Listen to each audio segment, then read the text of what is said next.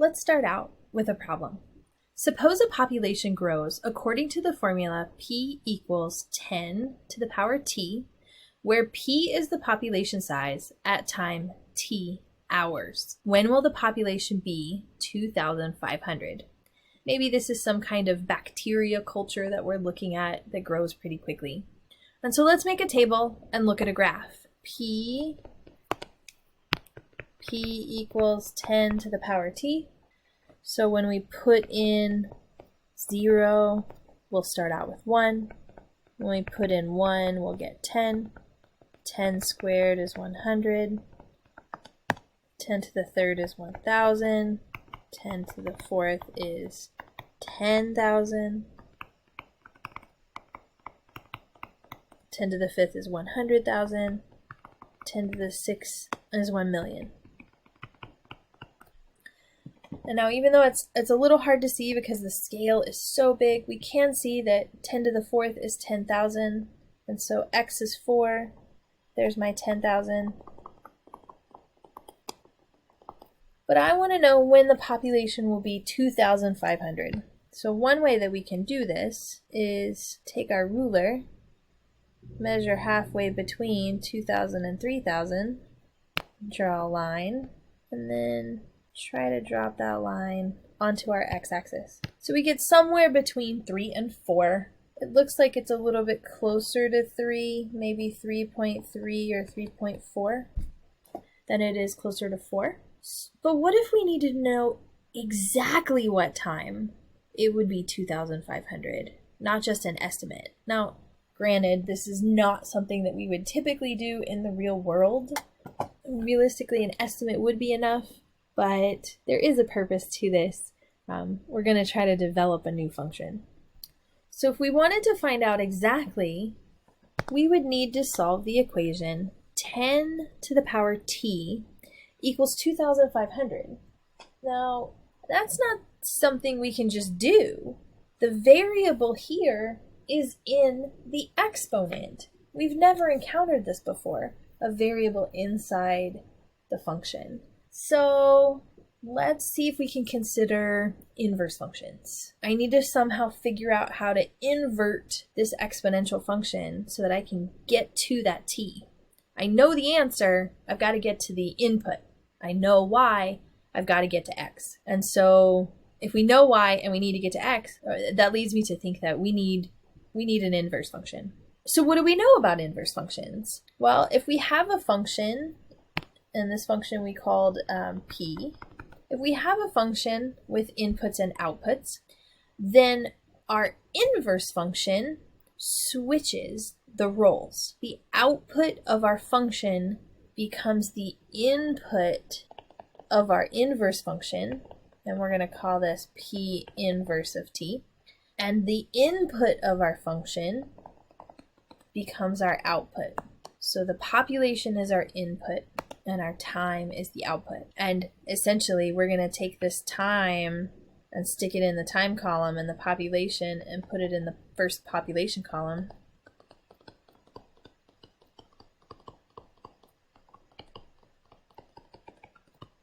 And we have a table that represents our inverse function for this exponential. But how do we define it and use it? Well, it turns out that in the 17th century, mathematicians were trying to figure this out. And they determined that we can't really do this with traditional algebraic methods. And so in 1614, a mathematician named John Napier came up with a notion of a logarithm. He initially called them logarithmorum, which was a Latin term derived from Greek, literally meaning ratio number. That's how we get this fancy word logarithm. And that's exactly what we're going to call it. So our original function p of t, takes the time and puts it in an exponent with a base of t. So our inverse function will take that same base in this new function called log, or logarithm. And notice that for the log function, p which was our output in the original, is now our input, and t, which was our input in the original, is now our output. All right, popping in an example from our Texas Instruments scientific calculator.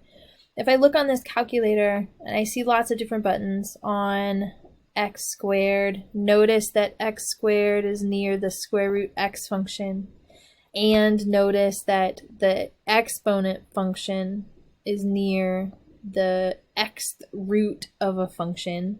So this calculator has some capabilities in it that are pretty significant. But the two that I want to point out to you are sitting right here on our calculator, log and ln. Notice with both of these, with log, the second function on that button is 10 to the power x.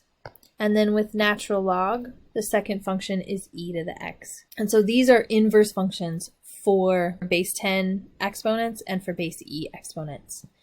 This essentially is what makes a scientific calculator. All the scientific calculators will have those two buttons on it.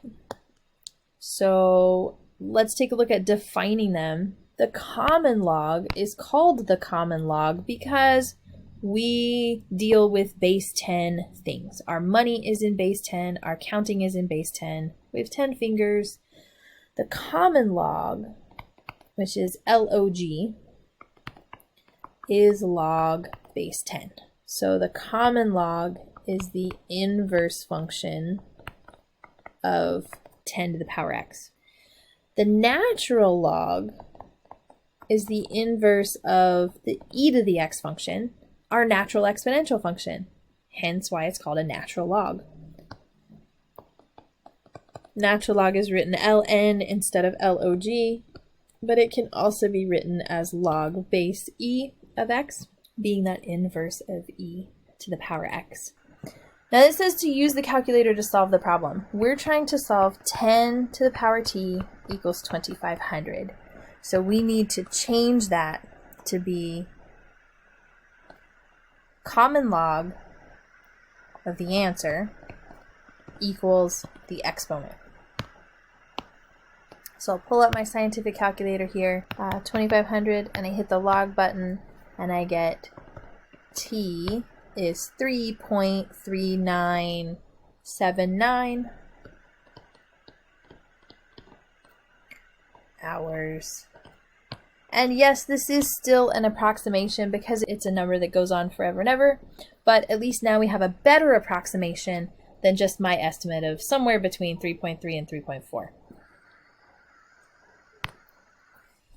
Logs are exponents. Logs are exponents. So we have different ways of saying the same thing. The logarithmic form, log base b of x equals y. This is exactly the same thing as saying b to the power y equals x. The base is the same. The answer over here, x, in this case, is the input to the log.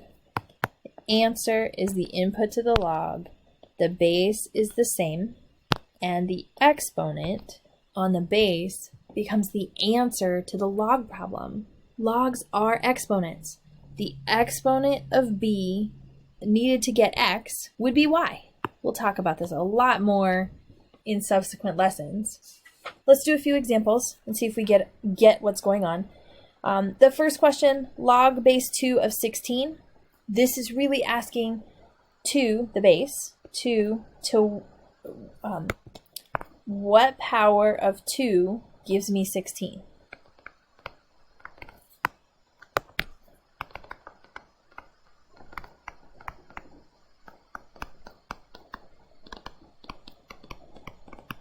And so I'm really trying to solve the equation 2 to what power equals 16. And we really know that 2 to the 4th equals 16. So log base 2 of 16 would be 4, the exponent. Similarly, log base 3 of 27 is asking 3 to what power gives me 27. I know that 3 to the 3rd power is 27. So log base 3 of 27 equals 3. I'm driving the point home that these are exponents. The exponent is the answer for the log. And then the next one, log base 2 of 1. What is it really asking? The base to what power equals 1? And we've talked about this one quite recently. A number to the 0 power equals 1. So log base 2 of 1 is 0. I'll let you practice with 4, see if you can figure that one out. We're really looking at 25 to what power gives me 5. Here in number 5, 7 to what power will give me 1 over 49. I'm going to look at number 5 together. And then for 6, that's a base e. E to what power gives us 1 over e to the third. But let's take a look at number 5 together. See if you can do 4 and 6 on your own. Number 5, log base 7 of 1 over 49. I'm really asking 7 to what exponent gives me 1 over 49. I know that 1 over 49 is 1 over 7 squared. So that might be something of note. And I also know that if I have 1 over something, I can write that to a negative power, -1. But when I get powers together like this, 7 squared to the negative first power, I can multiply them together and I get 7 to the -2 power. Oh, hey, there we go. 7 to the -2 power is going to give me 1 over 49. So log base 7 of 1 over 49 is -2. We can play a similar game over there with number 6. 4 is a little bit different, but I'll let you think about that one. Just know that the answer is not going to be a whole number. In our next lesson, we'll work with transitioning from exponents to logs and logs to exponents to really drive the point home about logs being exponents, and that we can use this inverse relationship to our advantage to solve some nice problems. We're going to go back and look at those nice exponential equations that we did before when we learned about exponential functions and use that to solve log functions.